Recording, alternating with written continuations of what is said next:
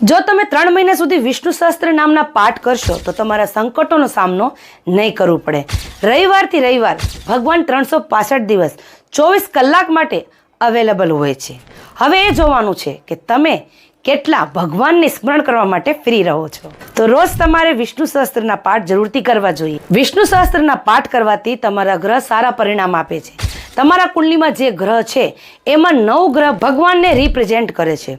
જેમ કે રામ સૂર્યને, કૃષ્ણ ચંદ્રમાને, નરસિંહ અવતાર મંગળને, ગૌતમ અવતાર બુધને, વામન અવતાર બૃહસ્પતિને, પરશુરામ અવતાર શુક્રને, કુર્મા અવતાર શનિને અને વરાહ અવતાર રાહુને, મત્સ્ય અવતાર કેતુને. મેં 9 ગ્રહની વાત કરી છે, પરંતુ 10મું અવતાર કલ્કી અવતાર જે હજી થવાનું છે.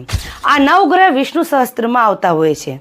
જો તમે 365 દિવસ વિષ્ણુ સહસ્ત્રના પાઠ કરશો તો તમારા 9 ગ્રહ તમને સારા પરિણામ આપશે.